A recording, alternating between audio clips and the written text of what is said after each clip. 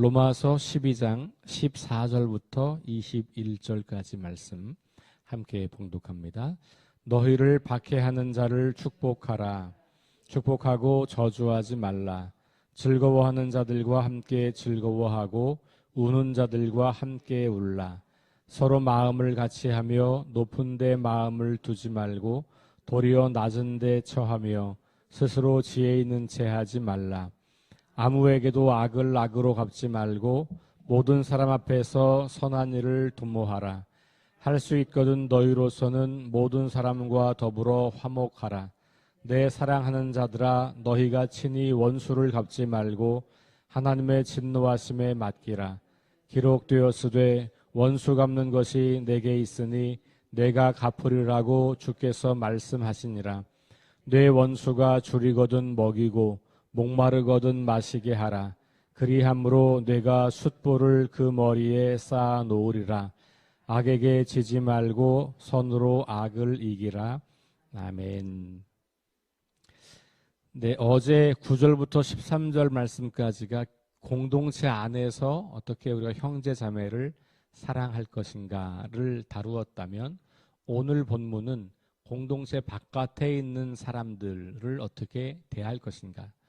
특별히 이 당시에는 이제 박해가 있었던 시대였기 때문에 그 박해하는 자들을 어떻게 볼 것인가, 어떻게 상대할 것인가, 이런 이야기들을 중심으로 하고 있습니다. 특별히 오늘 본문은 4번 반복해서 뭐뭐 하지 말고 뭐뭐 하라, 이런 방식으로 기록이 되어 있어요. 혹은 뭐뭐 하라, 뭐뭐 하지 말고, 이렇게. 첫 번째 14절 말씀에 보면 너희를 박해하는 자를 축복하라. 저주하지 말고 축복하라. 그 뒤에 나오죠. 축복하고 저주하지 말라. 그러니까 박해하는 자들을 저주하지 말라. 이렇게 나와 있어요. 그러니까 우리를 박해하는 사람까지 아니고 우리를 조금 싫어하는 사람, 혹은 내가 별로 마음에 안 드는 사람도 우리는 저주하거나 비난하거나 정죄하는 일을 참 많이 하고 있는데, 바울은 심지어 자신을 박해하는 사람들을 저주하지 말아라, 이렇게 말하고 있는 것이죠. 상당히 도전적입니다. 그렇죠? 그리고 별로 하고 싶지 않죠. 솔직하게 우리 말하면 별로 하고 싶지 않아요. 우리를 공격하고 우리를 싫어하고 우리를 여러 가지 모양으로 괴롭게 하는 사람들을 축복한다는 것은 정말 어려운 일입니다. 성경에는 참 어려운 이야기들을 많이 해요. 그런데 이게 우리가 어렵게 여겨지는 것은 우리가 우리의 자연스럽다고 느껴지는 대로 생각하기 때문에 그래요. 우리는 지금 자연스럽다고 느껴지는 것은 그게 원래 인간이 다 그런 게 아니고요. 타락한 우리의 모습인 거예요. 원래 인간은 그렇게 살지 않도록 창조되었습니다. 하나님께서 우리를 창조하실 때는 하나님과 우리가 우리 자신과 그 다음에 사람들과 이 세상과 화목하고 서로 사랑하면서 살도록 창조하셨단 말이에요. 그런데 그 창조의 질서가 깨어지고 나니까 그것이 어려워진 거예요. 그러면 우리가 복음으로 회복됐다 혹은 구원받았다라고 하는 말은 뭐냐 하면, 이런 거는 똑같이 어렵고 하기 싫은데 그냥 죽으면 천국 가는 것, 그걸 말하는 게 아니에요. 기독교 복음은 그렇게 좁지 않아요. 이 땅에서 창조의 질서를 회복하고 이 땅을 살면서도 하나님 나라를 경험하고 살아내는 사람들로 우리를 바꾸신 거예요. 물론 이제 그것은 하나님께서 우리를 바라보시는 신학적이고 영적인 변화인 거예요. 그것이 실제 우리의 삶에서도 그런 변화가 오도록 하는 것은 우리에게 남겨진 숙제예요. 그래서 그것을 제가 늘 하는 말로 성장, 영적 성장이라고 말하는 거고요. 우리 감리교회 웨슬리 목사님은 그것을 성화라고 이야기를 한 거예요. 그러니까 점점점 더 거룩해지는 것인데 그것은 점점 더 하나님의 뜻을 깨달아 알고 그 뜻대로 살아가는 삶이에요. 그게 나 혼자 그냥 조용히 지내면서 할 수 있는 일이 아닌 거죠. 왜냐하면 우리는 관계 속에 살고 있기 때문에. 그러니까 공동체 안에서뿐만 아니라 세상과 나를 박해하는 사람들, 나를 저주하는 사람들, 나에게 악을 행하는 사람들에게도 동일하게 적용되어야 하는 원리인 거예요. 바울이 오늘 그거 이야기하고 있는 겁니다. 그래서 첫 번째로 오늘 너희를 박해하는 자를 축복하라 이렇게 이야기를 하죠. 비슷한 이야기가 17절에도 등장합니다. 17절에 아무에게도 악을 악으로 갚지 말고 모든 사람에게 앞에서 선한 일을 도모하라. 그러니까 여기는 악을 악으로 갚지 말고 선한 일을 도모하라. 자, 박해하는 자를 저주하지 말고 축복하라는 말씀과 매우 비슷한 말씀이죠. 박해하는 자를 저주하지 말고 축복하라라고 하는 이 말씀과 17절 말씀 사이에 두 가지 권면이 또 들어있는데 즐거워하는 자들로 함께 즐거워하고 우는 자들과 함께 울어라. 그리고 마음을 같이 하여 높은 데 마음을 두지 말고 낮은 데 처하여서 스스로 지혜 있는 채 하지 말아라. 이렇게 이야기를 해요. 요 두 가지는 앞에 있는 것과 붙어서 볼 수 있어요. 다시 말하면 오늘 본문은 4번 반복해서 뭐뭘 하지 말고 뭐뭐 하라라고 하는 말씀을 하고 있고 그 사이에 한두 절씩 부가적인 것들을 포함하고 있다라고 볼 수 있을 것 같아요. 그러면 박해하는 자를 저주하지 않고 축복하는 삶 가운데는 어떤 게 들어있냐? 우는 자들과 함께 울고 즐거워하는 자들과 함께 즐거워하라는 거예요. 근데 이것은 그 사람이 교회 공동체원이어서 혹은 우리 가족이어서만이 아니라 다른 사람, 교회 바깥에 있는 사람, 심지어는 우리를 박해하는 사람들을 축복한다고 하는 게 뭡니까?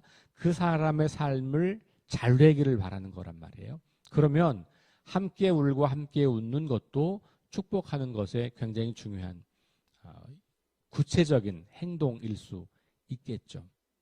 그러니까 그 사람의 종교와 관계없이 그 사람이 나를 어떻게 대하는가 관계없이 그 사람이 만약에 어려운 일을 경험하고 있다면 우리가 위로할 수 있고 같이 울어줄 수 있고 그 사람이 즐거운 일을 경험하고 있다면 함께 웃어줄 수 있는 그런 것이 바로 그리스도인들이 취해야 하는 삶의 태도와 연결되어 있다라고 볼 수 있겠죠. 그리고 마음을 같이 해서 내가 높은 데 올라가지 말고 낮은 데 처하라. 우리가 진리를 소유했고 복음을 알고 하나님을 믿기 때문에 우리가 다른 사람보다 내가 더 높다고 착각할 때가 굉장히 많아요. 다른 사람을 되게 무시하고 비하하고 얕잡아보고 특별히 하나님을 믿지 않는 사람들에 대해서 우리가 그런 태도를 취할 때가 상당히 많죠. 그렇게 하지 말라는 거예요. 마음을 낮은 데 두고 스스로 지혜 있는 채 하지 말아라. 자, 그리고 나서 이제 악을 갚지 마라. 여기도 아무에게도라는 단어가 등장하고 모든 사람 앞에서라고 등장해요. 그러니까 나를 괴롭히는 사람, 내가 싫어하는 사람 제외할 수 없는 거예요. 모든 사람이에요. 악을 악으로 갚는다. 이거 우리가 잘하는 거잖아요. 누가 나를 공격하면 우리는 그냥 끊임없이 거기에 반응한단 말이에요. 자, 6장으로 돌아가면 우리가 죄를 이긴다라는 말이 나오고 죄에 대하여 죽었다라는 말이 나오고 우리는 하나님에 대하여 사는 사람이다. 이런 말이 나오죠. 그러니까 제가 그때 말씀드리기를 죽었다는 게 뭐냐. 반응하지 않는 거예요. 여러분 시체에게 아무리 악한 일을 한들 그 시체가 반응하지 않아요. 그렇죠? 우리가 죄에 대하여 죽었다고 하는 말은 사람들이 우리에게 악을 행하거나 죄된 일을 행한다고 하더라도 거기에 반응하지 않는 것이에요. 근데 이제 우리는 살아있는 사람이니까 반응이 안 할 수 없죠. 그런데 그게 우리가 이제 그걸 기억하는 거예요. 나는 죄에 대해 죽은 사람이지 내가 지금 이 사람이 이렇게 나한테 악한 일을 하거나 악한 말을 하거나 혹은 죄된 것을 나에게 할 때 이걸 내가 어떻게 할까? 내가 여기에 똑같이 반응하는 것은 죄에 대하여 죽은 존재로서 살아가는 것이 아니구나 의식하는 거예요. 여러분 신앙생활은 그래서 계속 의식하고 생각하는 거예요. 예수님께서 베드로와 제자들에게 겟세마네 동산에서 부탁하셨던 부탁이에요. 깨어 있으라. 깨어 있으라. 깨어 있다고 하는 것은 말씀이 우리에게서 늘 기억이 되는, 하나님이 어떤 분인지를 늘 기억하는, 내가 지금 하나님 앞에서 어떤 존재로 바뀌었는지를 기억하는 거예요. 그렇다면 거기에 합당한 삶을 살아가는 것. 지금 오늘 우리가 부른 찬양처럼 우리가 사랑하면서 살아가는 것. 주님께서 우리를 구원하셔서 하나님의 자녀 삼으시고 하나님의 구원의 계획을 이루어가는 통로로 쓰임받기에 합당한 사람으로 우리가 살아가기를 기도하는 그런 찬양이었잖아요. 오늘 말씀이 바로 그런 거예요. 악에게 악을 악으로 갚지 말고 선으로 그 악을 갚는 그런 것. 그러면서 또 반복하는 게 18절 말씀. 할 수 있거든 너희로서는 모든 사람과 더불어 화목하라 이렇게 나와요. 그러니까 악을 악으로 갚지 말고 선을 도모하는 것과 관련된 행동이에요. 내가 누군가와 갈등하고 관계를 파괴시키고 이렇게 살아가지 말라는 거죠. 화목하라. 이 화목이라는 단어는 다시 앞으로 거슬러 올라가면 마찬가지 예수님께서 우리를 위해서 죽으셔서 우리를 하나님과 우리를 화목하게 하셨다. 그게 복음이잖아요. 하나님께서 예수님을 통해서 우리와 하신 일은 우리와 화목하신 일이에요. 원수되었던 우리와 화목하게 된 거예요. 그러니까 원수되는 사람과 화목하게 되는 것이 우리 그리스도인들이 추구해야 하는 삶의 방향이에요. 지금 당장 우리가 그게 되지 않을 수 있어요. 우리 감정도 많이 상해 있을 수 있고 또 여러 가지 어떤 손해를 본 일도 많이 있을 수 있기 때문에 지금 당장 그것이 한순간에 확 바뀌어서 되진 않지만 그 방향을 가지고 내가 이렇게 해야 하는 사람이야. 나는 이렇게 할 수 있는 사람이야. 언젠가는 내가 이 일을 할 거야. 라고 생각하고 결단하고 다짐하고 기도하는 거. 이렇게 시작을 하는 거죠. 자, 그래서 우리에게 악을 행하는 사람과도 화목하게 할 수 있는 상태가 된다면 그거야말로 이제 정말 예수님 말씀하신 하나님의 온전하심과 같이 온전해진 것 될 수 있는 것이죠. 레위기가 말하는 것처럼 내가 거룩하니 너희가 거룩하라 라고 하는 그 말씀이 우리의 삶에서 이루어질 수 있겠죠. 글쎄요, 우리가 살아생전에 이게 가능할지는 저도 잘 모르겠습니다만, 그러나 우리가 믿음이 이런 믿음이니까 하나님께서 우리를 그렇게 살도록 말씀하시기 때문에 내 능력을 보면, 내 상태를 보면 불가능해 보이지만 하나님이 그것을 원하시고 그런 사람들을 통하여서 이 땅에 하나님의 나라를 드러내기를 원하신다면 그러면 이건 할 수 있는 일이라고 보아야 하는 거예요. 지금 나의 수준으로는 못하지만 여러분 생각해 보세요. 초등학교 1학년 어린아이가 뭐 어른이 되면 할 수 있는 일을 그때 할 수 있다고 생각하지 못하겠죠. 난 못해요. 그런데 성장하면 할 수 있는 힘이 생겨요. 할 수 있는 지혜도 생겨요. 할 수 있는 여러 가지 환경을 만들 수도 있어요. 그게 성장의 비밀이에요. 우리가 늘 구원받았다고 하면서도 여전히 예전 사람의 멘탈리티로 나를 보는 거예요. 나는 안 돼요. 나는 죄인이에요. 나는 부족해요. 그러니까 할 수 없는 거예요. 그게 아니고 나는 할 수 있다. 그러니까 여러분들이 간절히 바라는 소원을 가지고 기도할 때 할 수 있다라고 외치는 것처럼 이런 것들, 내가 정말 하고 싶진 않지만 하나님의 자녀가 되었기 때문에 해야 하는 이런 일들도 할 수 있다, 해야 한다. 그것이 나를 구원하신 하나님의 뜻이고 마음이다. 그걸 자꾸만 기억하고 그리고 그것을 위해서 기도하고 노력하는 일들을 우리가 살아가는 것이죠. 그렇게 하다 보면 어느 순간에 나도 모르게 그 일이 할 수 있는 일이 된다는 것을 우리가 볼 수 있어요. 19절에 또 반복해서 나오는 말이 원수를 갚지 말고 하나님께 맡기라 이렇게 말해요. 원수를 갚지 말고 하나님께 맡기라. 자, 그럼 생각해 보세요. 지금 다 연결되죠. 박해하는 사람, 악을 행하는 사람, 그렇죠? 그리고 원수 다 같은 말이에요. 그러니까 지금 바울은 다르게 표현하고 있지만 같은 주제를 다루고 있는 거예요. 그러니까 원수를 갚지 마라. 왜냐하면 원수 갚는 것은 하나님이 하시는 일이지 우리가 할 일이 아니다라는 거예요.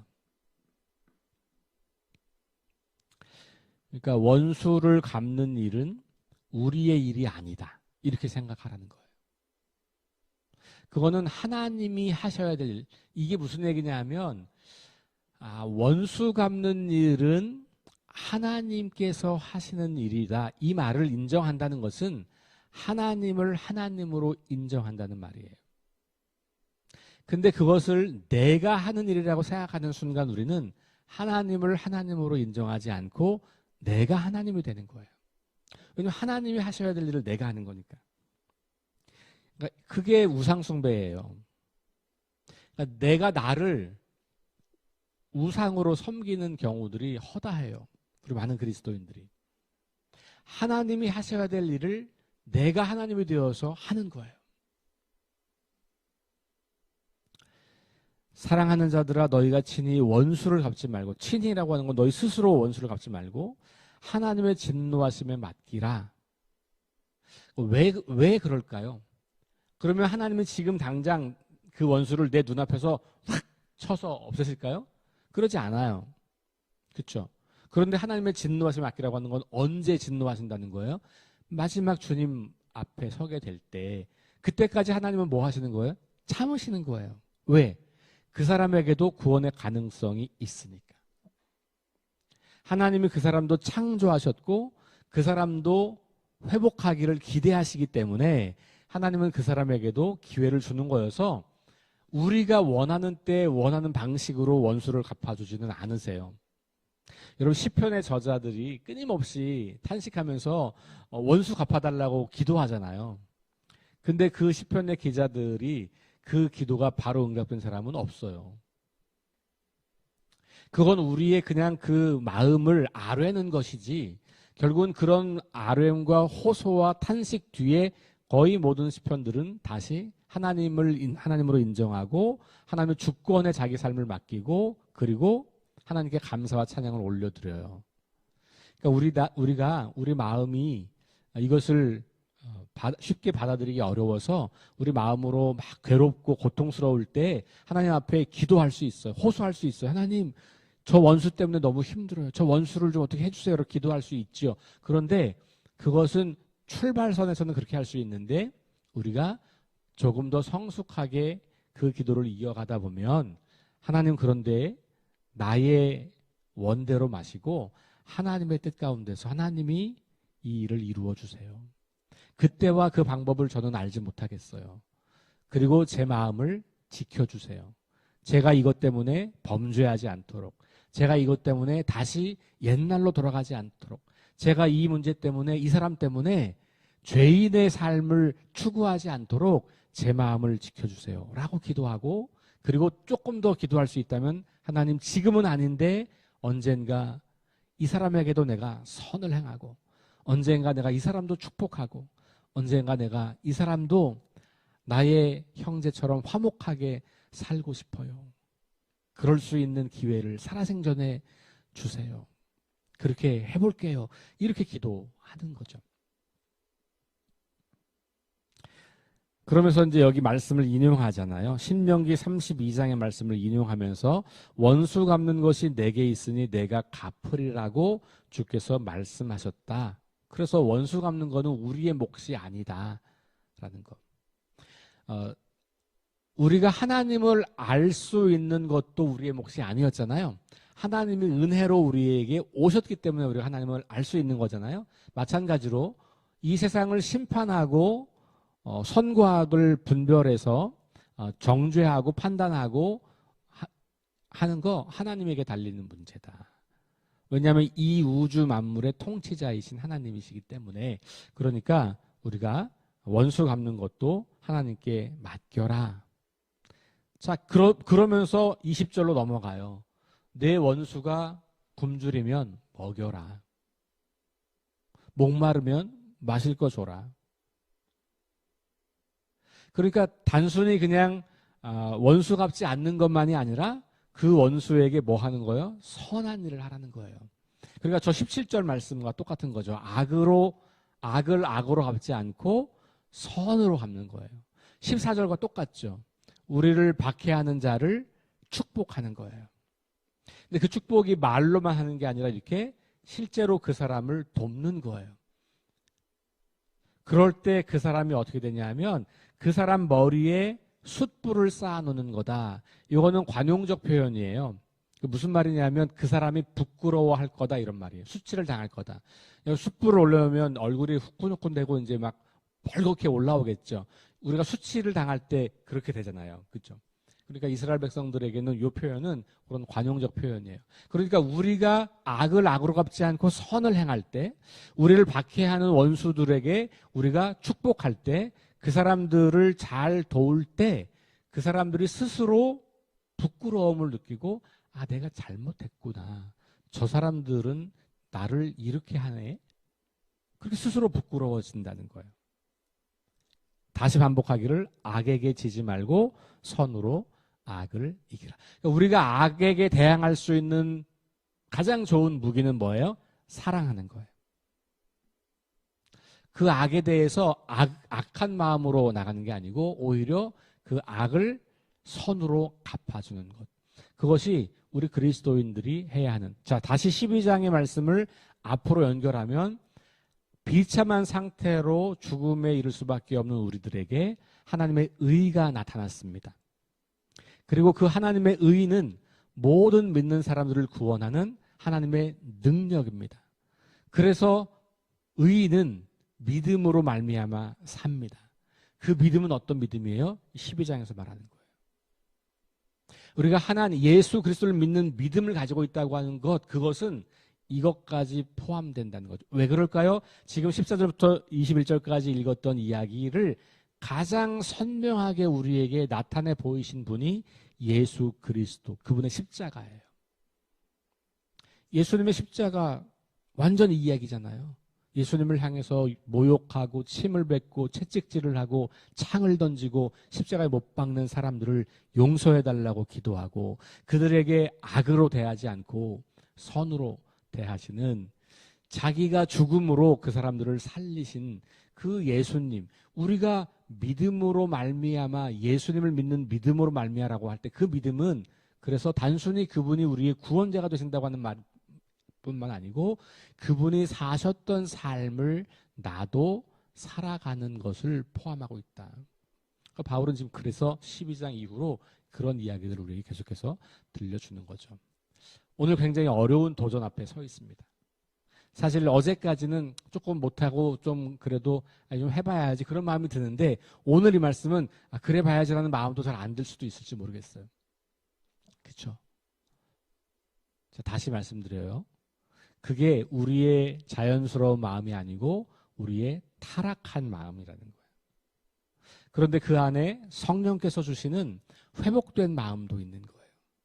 오늘 이 말씀을 듣고 순종하고 싶다는, 내가 이렇게 살아가고 싶다고 하는 마음을 여러분들이 갖는다면 성령 하나님께서 여러분들의 안에서 말씀하시는 거죠.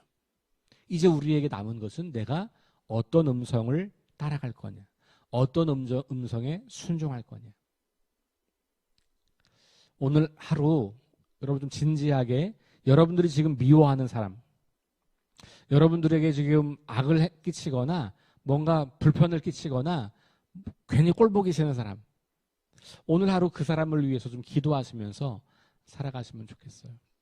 그 사람을 위해서 기도하시고 내가 그 사람을 이 말씀대로 대하기를 원한다고 기도하면서 오늘 하루를 그렇게 살아보시기를 주의 이름으로 축원합니다.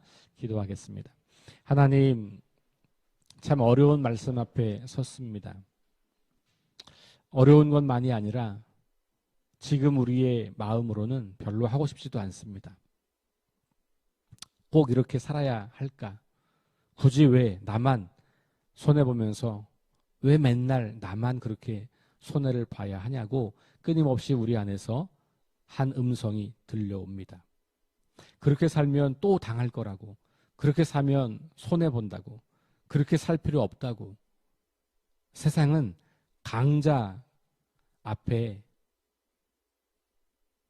약하고 약자 앞에 강한 것이 세상이니 강자가 돼야 한다고. 그렇게 우리에게 끊임없이 속삭이고 있습니다. 그러나 주님은 전혀 다른 말씀을 하십니다. 너희를 박해하는 자를 저주하지 말고 축복하라고. 아무에게도 악을 악으로 갚지 말고 선한 일을 도모하라고. 원수 갚지 말고 그 일을 하나님께 맡기라고. 그래서 원수가 줄이고 목마를 때 먹이고 마실 것을 주고, 그렇게 악에게 지지 말고 선으로 악을 이기라고 말씀합니다. 오늘 하루를 살아가면서 내 마음속에 내 원수라고 생각되는, 그렇게까지는 아니어도 불편함이 있고 아픈 과거가 있고 나를 힘들게 했던 그런 사람들을 떠올리면서 오늘 이 말씀과 그 사람 사이에서 우리가 하나님의 음성을 듣고 순종하는 그런 하루가 될 수 있도록 인도하여 주옵소서. 예수님 이름으로 기도합니다. 아멘. 우리 네 가지 기도 제목 가지고 함께 기도합시다. 성령의 능력으로 하나님 나라를 증언하고 살아내게 하소서. 하나님 말씀이 기준이 되게 하소서. 질병과 연약함으로 고통당하는 사람들을 치유하여 주소서. 전쟁과 자연재해와 가난과 억압으로 고통당하는 지구촌 이웃들에게 은혜를 베푸소서. 우리 함께 합심해서 기도하시고 개인 기도하고 돌아가겠습니다.